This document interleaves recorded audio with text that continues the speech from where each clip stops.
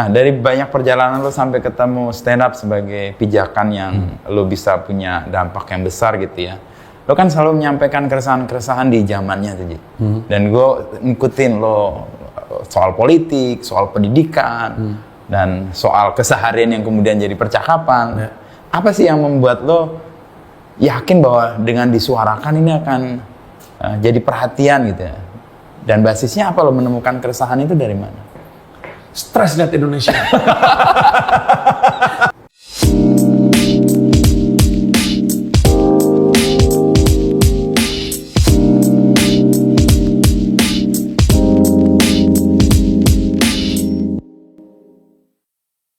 Kan ada orang stres udah diem aja, tapi lo berani dan dengan segala konsekuensi, Mas. Gue sih sebenarnya emang cerewet aja. Itu kita sepakati dulu aja. Oke, Pada dasarnya Panji adalah cerewet. Iya.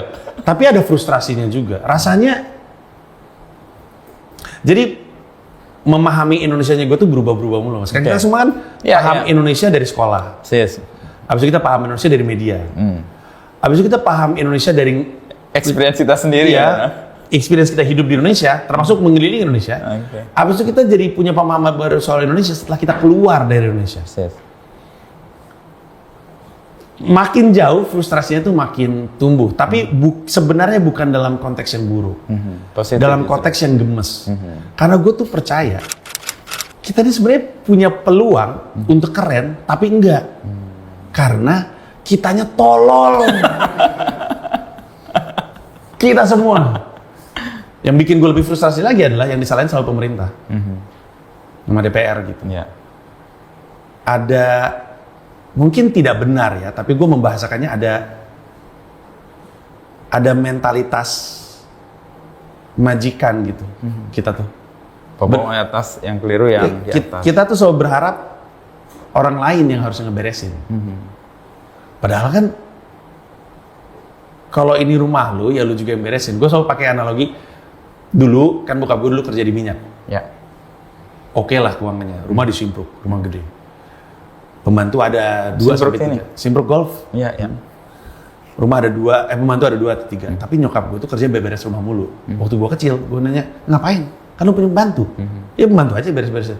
Tapi nyokap gue kerjanya beberes mulu, geser kalau misalnya ada sofa goyang dikit dia yang rapi. Begitu mulu. Nggak ngerti tuh gue kenapa. Sampai akhirnya gue punya rumah sendiri. Banting tulang, banting segala macam lah gue banting. Banting barang supaya cicilan terpenuhi kan.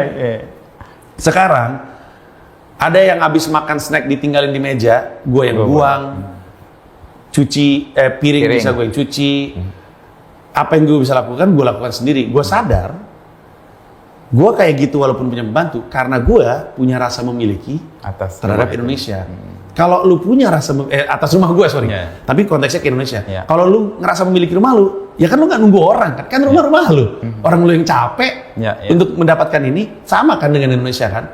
Kalau emang Indonesia itu adalah rumah lu, ya kan lu yang beresin. Tapi nyatanya orang tuh nggak punya rasa memiliki sama Indonesia, dan ini yang lebih bikin gue frustrasi. Karena nggak punya rasa memiliki sama Indonesia, dia pikir ngerapin Indonesia itu tugas pemerintah. Dia pikir ngerapin Indonesia itu tugas DPR. Dengan tidak mengetahui DPR itu tugasnya apa. Begitu banyak orang di Indonesia yang berpikir kalau anggota DPR ikut bersih-bersih jalan, dia nggak bekerja. Dia pikir itu kerjanya dia. Itu bukan kerjaan anggota DPR. Dia pikir ketika ada anggota DPR di TV debat soal infrastruktur, dia pikir itu kerjanya. Itu disuruh sama partainya. Tapi kerjaan dia kan sebenarnya kan ngawasin anggaran, bikin undang-undang, ngedebatin undang-undang yang datang dari pemerintah. Itu kan kerjanya. Tapi itu tuh kan frustrasi yang bertumpuk gitu.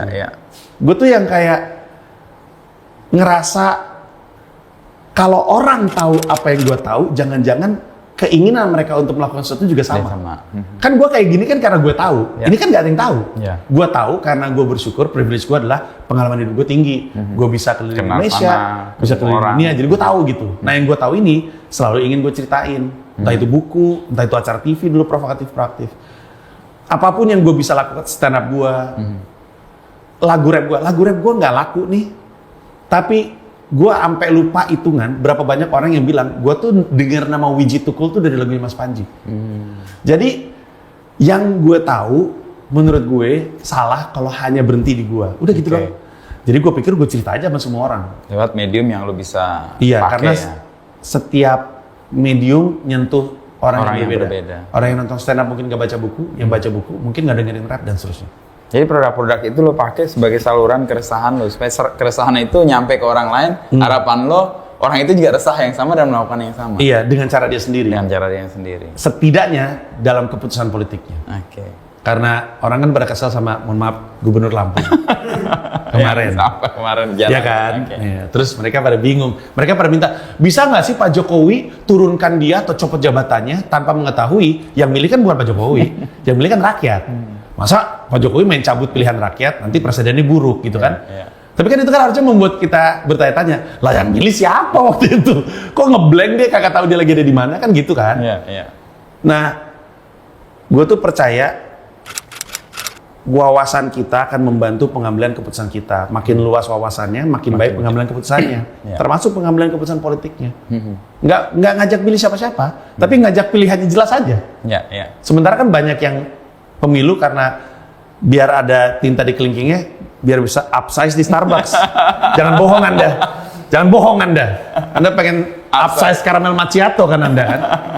Karena waktu 2013 itu yang Mesake Bangsaku, gue nanya 1.200 orang di Teater Besar Jakarta siapa yang waktu itu ikut nyoblos pileg. Semuanya tepuk tangan. Gue tanya siapa yang masih inget nama yang dia coblos, gak ada yang tepuk tangan. Gimana sih?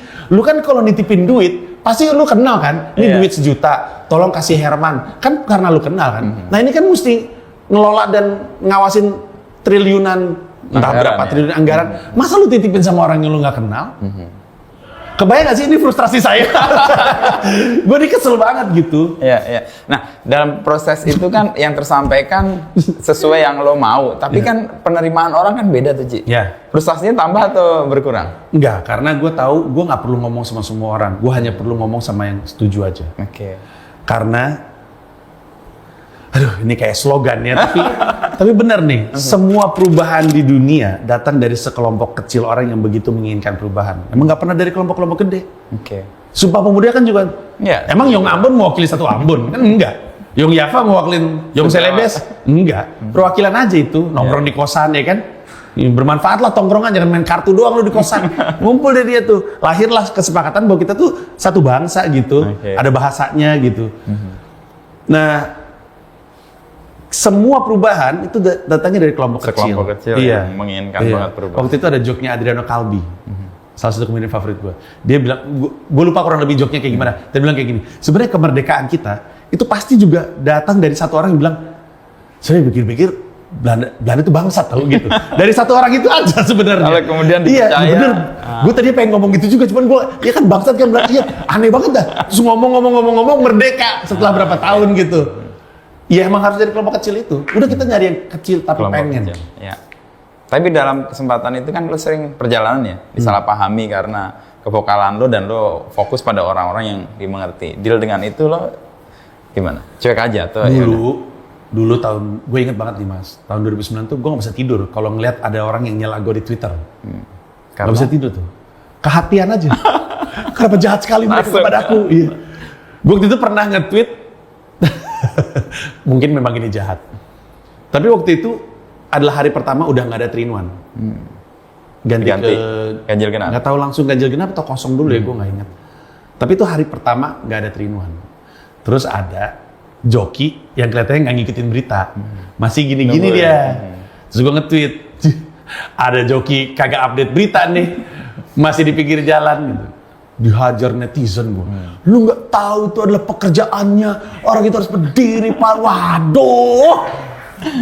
2009 kehatian.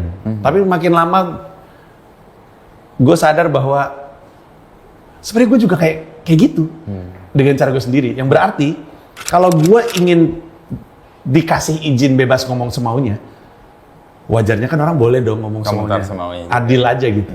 Dan semakin bebas gue pengen ngomongin orang politisi atau siapapun, semakin bebas mereka bisa ngomongin gue. Adil aja menurut gue. Setelah itu gue berpikir ya udah kalau gitu, gue mungkin pahit, tapi mungkin yang gue jadiin joke pahit juga. Jadi ya udah saya terima. Terus gue melaju. Udah jadi udah nggak pernah terlalu mempermasalahkan. Satu yang poin orang ingat selalu Panjingan dengan Pak Anies ya. Betul. Nah relasinya itu bagaimana waktu itu dan kemudian sekarang bagaimana Mas? Waktu itu gue tuh sebenarnya pertama kali bantuin Mas Anies tuh konvensi Demokrat. Videonya yang dipakai sekarang itu ya? Hah? Turun tangan itu? Sebelum? Gue udah turun tangan. Oke. Terus konvensi Demokrat, turun tangan kan social movement lah yang Mas Anies create supaya orang terlibat gitu. Sebenarnya agak mirip sih sama yang gue harapkan. Yang tadi sebut iya, kan. terlibat untuk ngelakuin sesuatu, itu kan pengennya. Tapi terus udah gitu, waktu 2017 konvensi Demokrat tuh punya 2014. 2014, sorry benar 2014. Demokrat tuh sebenarnya punya, itu sebenarnya brilian sekali. Persis, ya, mencari talent. Tapi dulu kan keren banget kan? Keren. Karena orang jadi ngomongin Demokrat. Persis. Semuanya Gita Wirjawan, Anies Baswedan, Dahlan Iskan. Nama-nama hopeful semua kan? Gagal. Ya menang Dahlan waktu itu. Bukan Dahlan kan? Dahlan ya? Dahlan. Dahlan ya waktu itu ya. Iya, tapi nggak jadi apa-apa. perhatiannya yang menang Dahlan tapi bukan Dahlan juga anyway kan? Iya benar, itu dia poinnya. Tidak dipakai hasilnya. Nah, tapi semua itu bermula karena pada saat itu gue lagi resah soal pendidikan. Karena anak gue mulai sekolah. Ya. Dan gue pernah stand up di acara di mana Mas Anies jadi pembicara. I see. Kelar gue stand up, gue pindah ke belakang, harusnya gue cabut, tapi gue ngelihat Mas Anies ngomongin pendidikan. Lu dengerin dulu. Jadi gue simak dulu. Pas gue lihat argumennya tuh bagus banget. Tapi memang itu andalannya kan. Argumen, gagasan. Bagus banget. Saat itu kebutuhan gue tuh premis. Premis untuk joke. Oke. Makanya tahun 2013 ada banyak, tahun 2012 sebenarnya mulai ada materi stand up tentang pendidikan. Bahkan kelihatan sekali ada artefaknya. Di pertunjukan gue 2012 Merdeka dan Bercanda, gue ngomongin soal waktu kita merdeka yang bisa baca tulis itu cuman berapa persen. Itu gue dapat dari slide-nya dia.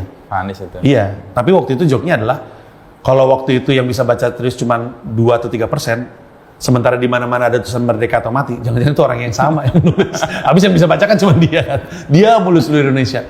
Tapi dari situlah gue jadi lebih ngedalamin pendidikan dan segala macamnya.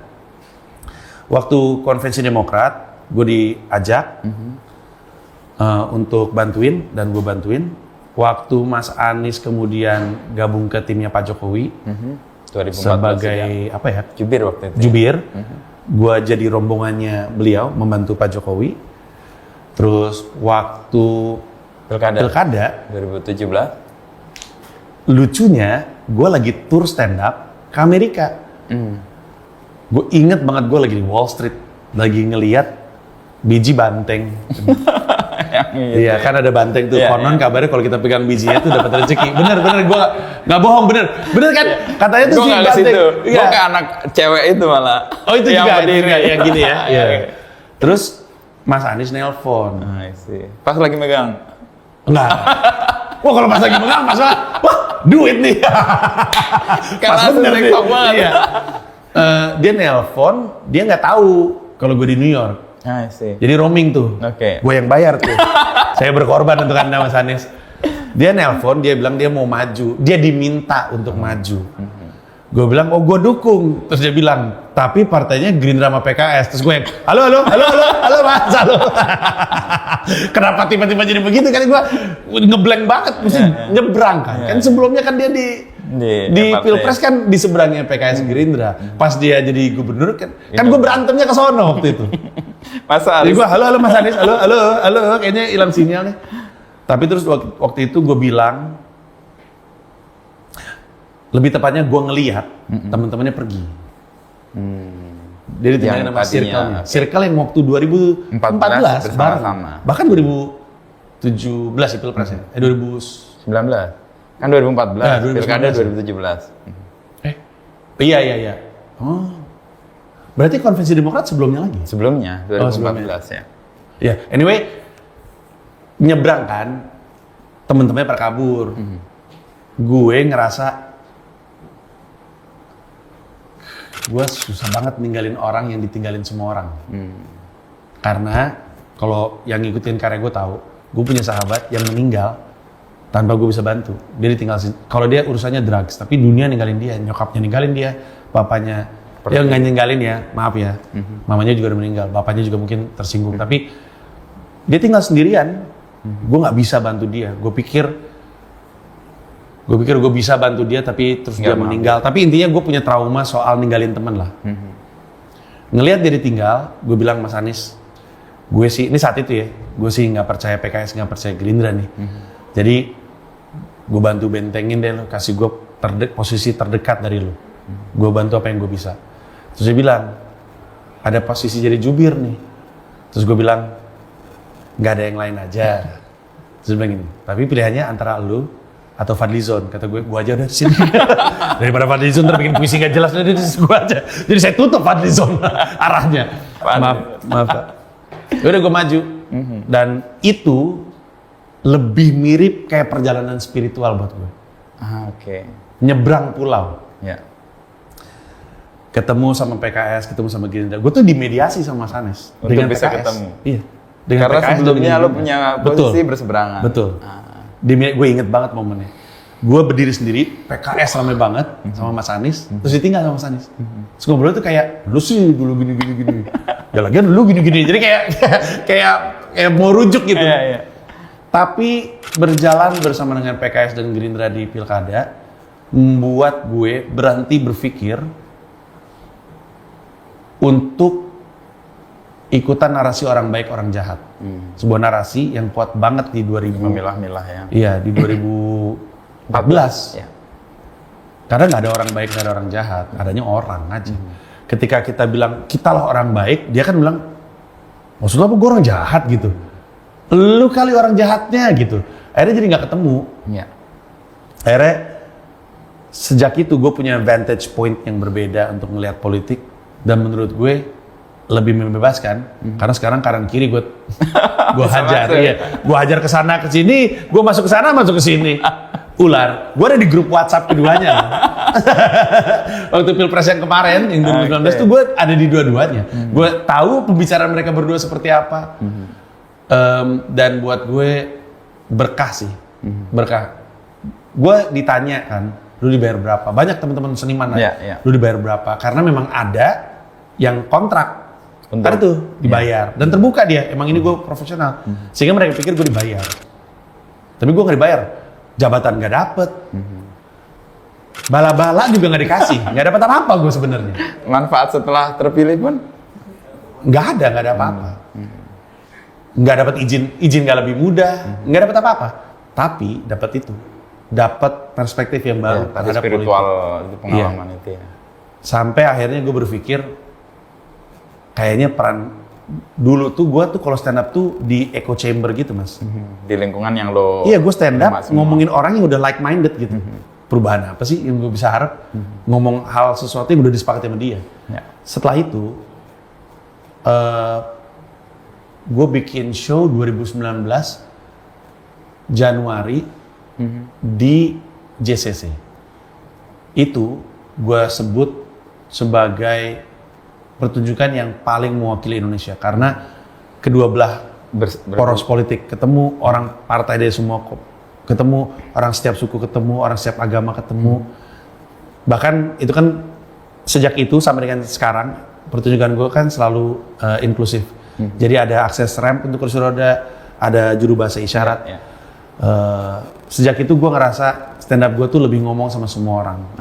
Sehingga gue ngerasa oke, sekarang baru gue mungkin ada dampaknya. Dan nggak pengen ngapa-ngapain, gue cuma pengen bikin orang ketawa aja. Tapi yang aftertaste ketawanya tuh, omongan si Panji ada benernya nggak ya gitu.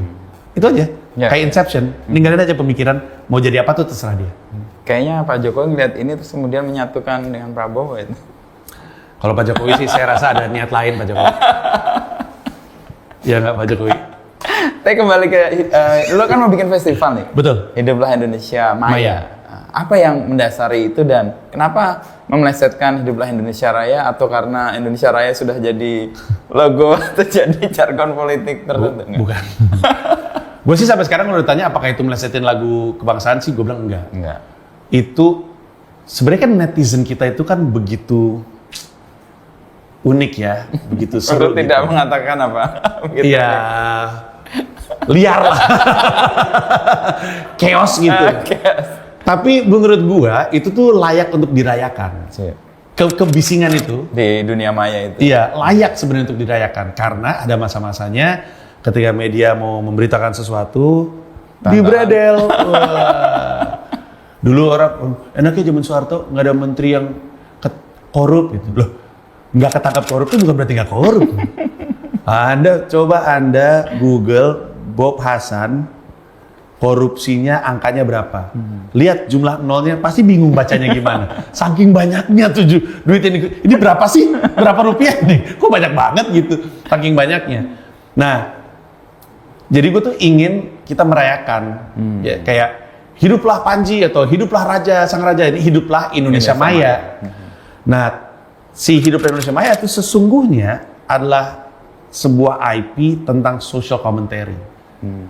Karena kan netizen dunia maya kan melakukan social commentary basically. Hanya saja kualitas dari social commentary-nya, argumentasi, betul. Kita punya isu dengan the death of expertise, lebih percaya orang yang punya influence ketimbang yang punya ilmu. Itu adalah masalah dalam social commentary. Tapi itu tetap sesuatu yang layak untuk kita rayakan. Bahkan kalau perlu, kalau nggak mau dikelola sama pemerintah, ya kita yang kelola, kan gitu. Kan ada yang dulunya relawan menjadi menteri, salah satu omongan pertamanya adalah mau bikin badan untuk mengawasi sosmed kalau nggak salah internet. Kalau nggak mau itu terjadi kan berarti kan kita mesti mengelola diri sendiri. Nah, lahirlah IP bernama Hiduplah Indonesia Maya yang merupakan social commentary. Awalnya itu podcast yang membahas soal apa yang lagi ramai. Belakangan gue sadari ternyata banyak banget yang seneng denger social commentary gue. Gue pikir kayaknya harus lebih, dan gue punya banyak orang yang suaranya tuh keren-keren lah, maksudnya opininya tuh keren. Terus gue pikir mungkin social commentary ini mesti dirayakan lebih besar lagi dan mesti didorong dan mesti dicontohin kalau mau bikin social commentary kayak seperti gimana? Apa. Jadi gue pikir berangkat dari podcast yang udah 3 season, gue bikin festivalnya, di mana festivalnya tuh cita-cita itu adalah festival social commentary dalam berbagai macam bentuk. Apa aja? Yang pertama stand up, talk show, dan monolog kebangsaan. Monolog kebangsaan artinya ya monolog tapi isunya adalah tentang Indonesia gitu.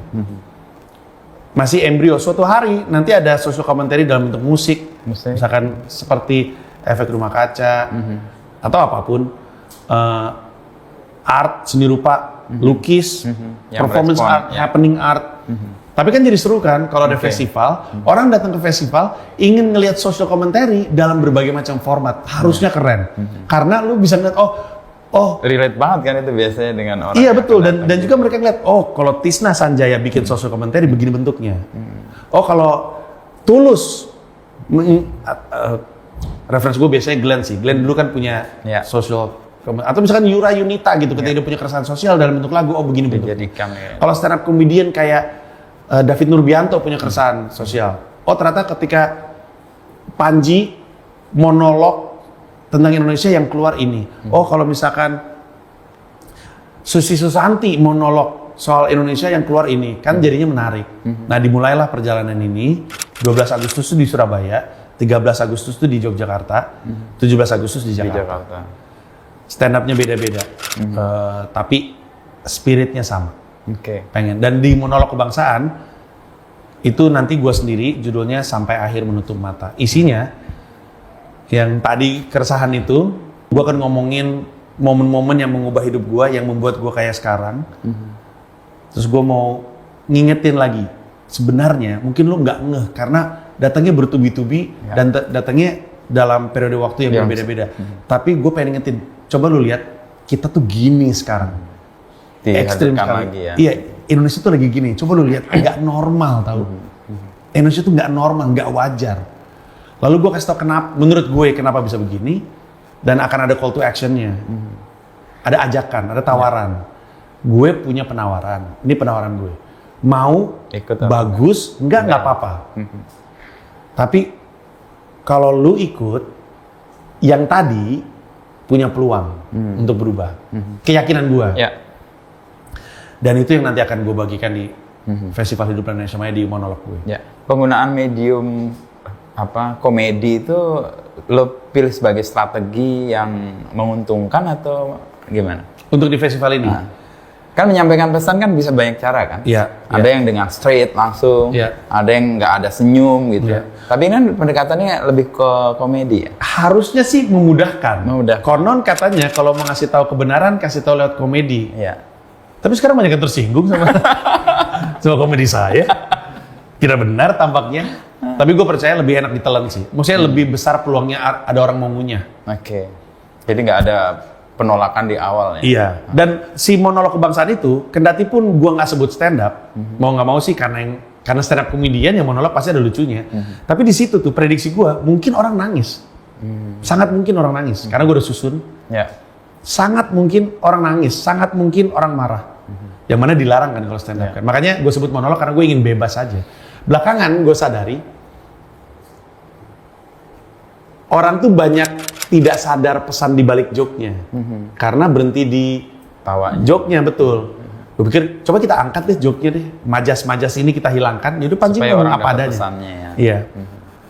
Karena semakin mendesak kebutuhan untuk kita sadar ada yang salah. Banyak yang nggak sadar. Banyak yang pikir itu wajar, tapi sangat tidak wajar. Terus banyak yang, apa ya, istilahnya kena pengaruh.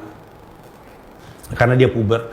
Gue sebutnya puber politik. Bisa ibu-ibu loh. Ya. Pak Jokowi itu melahirkan banyak orang puber politik. Puber politik itu berarti keterlibatannya dalam politik itu masih puber, masih baru. Sehingga emosional. Nah karena emosionalnya itu nggak logis. Karena nggak logis, hal-hal yang sebenarnya benar. Kalau lu pikirin masuk akal, nggak masuk di lu. Ya, ya. Nah, ya gue cuman pengen jadi bagian aja karena gue kayaknya nggak bisa deh kalau udah tua terus ngeliat Indonesia suram terus ditanya lo udah berbuat apa ya? Iya. Karena gue pernah digituin sama anak gue. I see. Tapi terhadap harimau Jawa, anak gue seneng banget satwa. Seneng banget satwa, ekstrim. Favoritnya burung dan serangga. Ekstrim sekali. Pada hari dia tahu harimau Jawa, saya sama istri ditanya sama dia, why did you let it happen? Sebenarnya sih dia nggak ngomong ke kita, tapi kan dia ngomong ke generasi kami. Bahkan bukan generasi kami, udah punya dari kapan tahu. Ya. Tapi kan pertanyaannya kan valid. Kenapa lu biarin itu terjadi? Yang nanya anak sendiri. Dan kalau itu terjadi di banyak anak, terhadap banyak orang tua, terhadap bangsa kita, kan kita ngeblank. Gue nggak mau tuh nggak punya jawaban. Jadi gue mau bilang, setidaknya gue sempat nyoba. Persis kayak gue ke New York, setidaknya sempat nyoba. Sisanya ya, gimana kekuatan iman. Ya gimana perjuangannya aja. Iya, paling tidak kan kalau dimintai pertanggungjawaban kita sudah memberikan list bahwa kita sudah melakukan hal-hal lain. Bahwa hasilnya di luar apa yang kita bayangkan. Dan yang paling penting, walaupun gue belum tentu benar caranya. Orang suka lupa. Orang pikir melakukan sesuatu tuh udah baik, padahal belum tentu kan. Kan caranya bisa salah. Kan founding fathers kita kan berantem karena cara. Tujuannya sama, tapi karena caranya beda, nggak nemu tuh. Nah jadi gue bisa aja salah. Cara gue bikin festival hidup nasionalnya bisa salah. Tapi setidaknya gue terbuka untuk ditegur, menyadari itu, dan karena kan yang diperjuangkan kan hasil akhirnya, bukan caranya. Caranya gue nggak punya ego terhadap caranya. Yang penting ujungnya sama. Ya. Nah untuk menjadikan ini kan lo kayak jadi movement ini kan, orang punya kesadaran. Ya mungkin kecil pun nggak apa-apa. Yang penting tadi orang punya keinginan yang sama. Kelompok kecil pun dia akan membawa perubahan. Nah, dari festival ini perubahan apa yang lo bayangin? Kalau orang pertama kan nggak ada yang bisa berubah kalau nggak sadar dia salah kan gitu. Jadi kalau orang udah lihat salahnya, lalu tahu kenapa salahnya, dan tahu bagaimana salah satu cara untuk mengubahnya. Harapan gue tuh, kita tuh berhenti berharap sama Satria Piningit. Sampai sekarang tuh kita masih kayak gitu. Oke, yang kembali ke lo yang tadi ya, bahwa kita tuh mentalitas majikan tuh. Bahwa semua dilakukan oleh orang lain. Padahal kita pemilik rumah ini. Betul. Tinggal di rumah ini. Selalu berharap ada yang nolong kita. Ratu Adil, Piningit. Udah kita aja itu. Kita tuh sebenarnya. Argumen ini aja udah pernah jadi lagu, Mas. Judulnya Satria Piningit. Ada di Spotify. Tapi karena nggak laku, ya nggak ada yang tahu. Ya udah saya bikin ini. Usahanya tuh ada dari kapan tahu dan jalan terus kasarnya itu. Tapi ada iterasi berikutnya gitu. Kayaknya begini deh formatnya, kayaknya begini deh formatnya. Tapi perjuangannya selalu sama. Dan kita cari tahu aja mana yang dampaknya paling oke. Tapi harapannya itu. Ya. Dari banyak harapan gitu kan, lo juga mengalami kegagalan kan untuk beberapa. Lalu bikin tetap stay konsisten di jalur ini apa, Jik? Musik ya bisa dikatakan ya bikin tapi juga nggak berhasil amat. Film tadi lo bilang juga nggak berhasil. Tapi buku jalan. Lalu komika jalan. Nah, ketika menghadapi kegagalan dan itu mungkin juga menekan, lo apa? Wah, gue nggak tahu. Yang gue tahu, Mas, hidup gue tuh emang sering banget gagal. Jadi kayaknya itu nggak pernah bikin gue berhenti. Sih. Gue selalu bilang sih, salah satu keuntungan jadi orang tolol itu adalah boleh melakukan kegagalan. Iya biasa dan nggak takut. Udah biasa gagal. Kalau gue nyoba gagal, emang biasanya gagal. Kalau berhasil, nah tumben kan gitu. Jadi gue tuh nggak tahu ya. Kayaknya gue pikir-pikir emang berkah aja gitu. Banyak kesalahan dan kegagalan gue di masa lalu karena membuat gue terbiasa aja gitu. Gagal tuh nggak pernah. Mungkin tepatnya gini. Gue itu pengalaman hidup gue membuat gue bisa mencabut drama terhadap sukses dan gagal, benar dan salah. Karena di Indonesia masih gitu. Ya, dramanya lebih kental. Betul. Kalau gagal tuh, kalau salah gitu ya, kayaknya, aduh gue malu nih salah gitu. Berarti ya Allah, ntar juga bener. Gak ada orang salah mulu seumur hidup. Yang bener tuh sombong, padahal ntar juga salah. Santai aja kali gitu. Jadi kalau salah jangan sedih, ntar juga bener. Yang bener jangan sombong, ntar juga salah. Ketika faktor dramanya cabut, jadi nggak lebih tenang. Iya. Salah yuk. Jadi salah ntar juga bener. Bener ntar juga salah. Nggak memberi energi pada drama-drama itu. Iya. Dilepas gitu aja. Iya. Karena sebenarnya kan nggak ini ya, nggak membantu apa-apa. Waktu film pertama gue pertama kali ngedirect film judulnya Partikelir. Gue suka banget sama film itu. Gue suka banget naskahnya, gue suka pemainnya, semuanya gue suka. Dan semua orang bilang, bagus. 1 juta penonton nih. 1 juta penonton, dari produser sampai kru. Ketika keluar cuman 184.000, gue tuh terpuruk sekali. Terpuruk sekali. Gue udah lama nggak gagal, stand up menang mulu. Maksudnya menang dalam karir ya. Presenting gue secara karir oke. Gue udah lama nggak kalah. Ketika di film ini kalah tuh gue, istri gue sampai kesel sendiri ngeliat gue.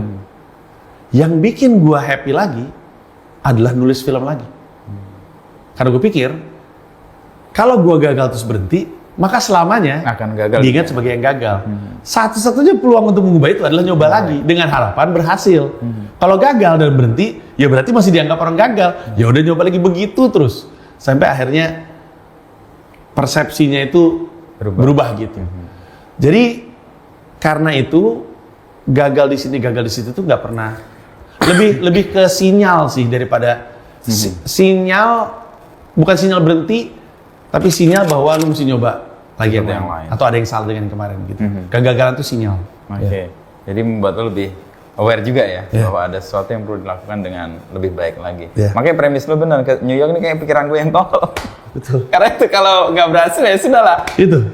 Memang saya tolol. Tapi kalau berhasil itu bagian dari ya. Moga-moga. Worst case scenario mas. Worst case scenario. It was a very long holiday. Sini. Enggak ke sana. Ya. Jadi kalau misalnya gue di sana gagal, kan pulang kan? Oh iya, hitungannya dari itu bagian liburannya panjang aja. Meskipun harus bayar heater dan betul. Mahal, liburan yang sangat mahal. Tapi skenario terburuk, anggap aja itu liburan yang panjang banget.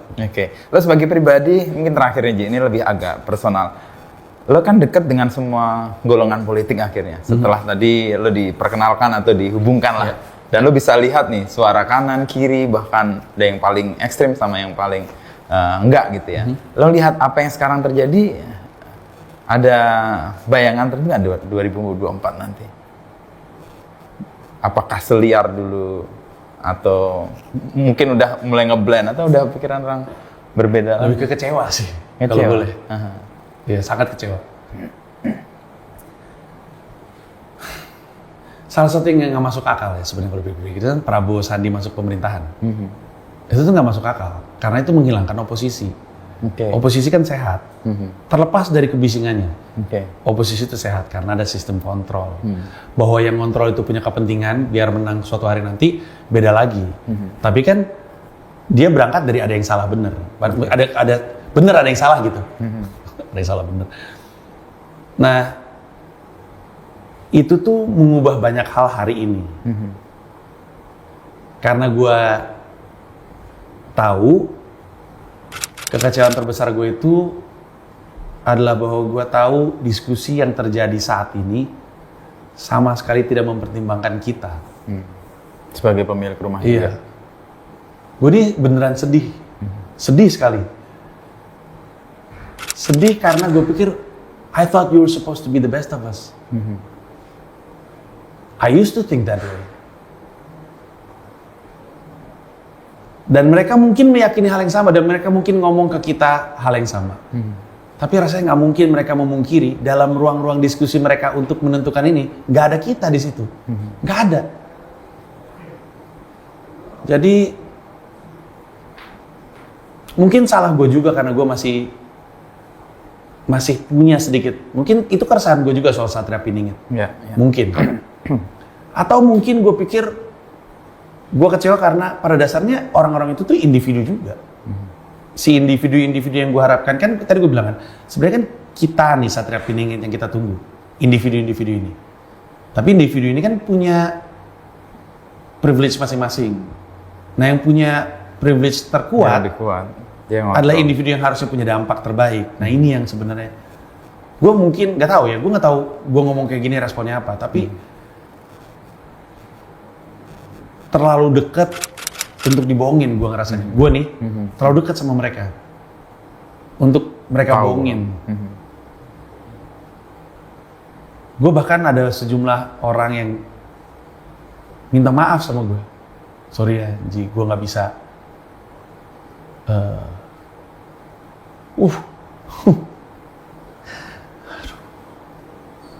Dia bilang gue nggak bisa apa-apa.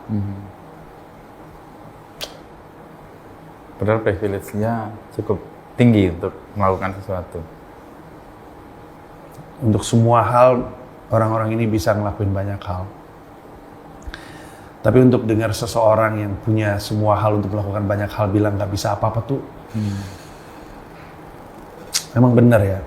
Harusnya pemerintah tuh takut sama rakyat, bukan rakyat takut sama pemerintah. Dan mungkin itu yang mesti dibalikin lagi. Mungkin kita harus bikin rakyatnya ingat itu. Bahwa kita punya kuasa yang lebih besar daripada pemerintah. Mereka tuh harusnya takut ngomong sama kita. Sekarang kan kita yang takut ngomong sama mereka. Ya. Mereka tuh harusnya milih-milih kata-kata kalau mau ngomong sama kita.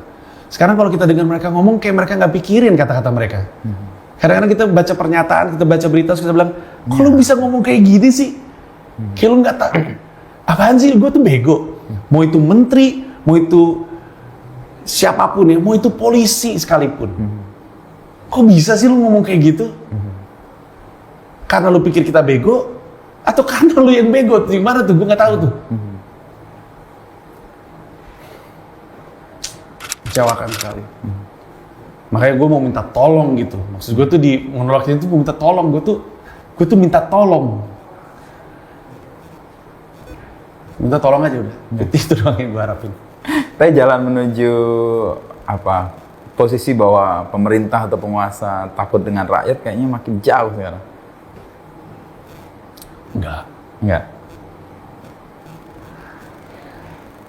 Bisa kita putar. Bisa. Karena kalau ada satu peluang yang kita bisa manfaatkan adalah sejumlah orang-orang ini kupingnya tipis, kelihatan. Tipis kupingnya. Ya. Begitu kita kupingnya di... Ya, makanya, karena kelemahannya di kuping, yang mereka serang mulut. Oke. Supaya mulutnya nggak bersuara. Karena mereka tahu yang tipis kuping.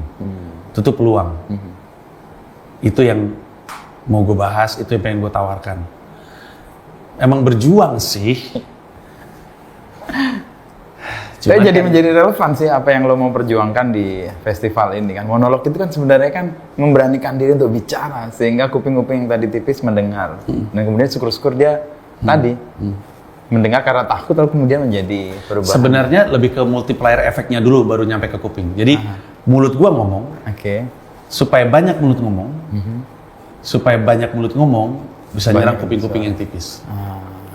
Ya. Karena mulut lu sendiri kayaknya kurang gede kalau cuma disuarakan Nggak bisa sendiri. sendirian. Iya. Nggak bisa sendirian. Ya. Dulu karena kita nggak berpendidikan, kita masih bisa tuh punya Bung Karno penyambung lidah rakyat. Ya, Sekarang nggak harus punya kayak orang satu itu. Kita yang saling bersambung lidahnya para rakyat. Dimulai dari Surabaya, Jogja, Jakarta. lalu Jakarta. Ya. Mulut-mulut itu. Masih mau nonton nggak? Nonton dong. Ya, saya siapkan. Ya. Siap. Yang lain beli tiket soalnya. Anda Gue beli deh, gratis. gue beli deh. Jangan dong. Tanggal berapa di Jakarta? 17? 17 Agustus. Jadi itu di hari kemerdekaan. Kalau yang di Surabaya?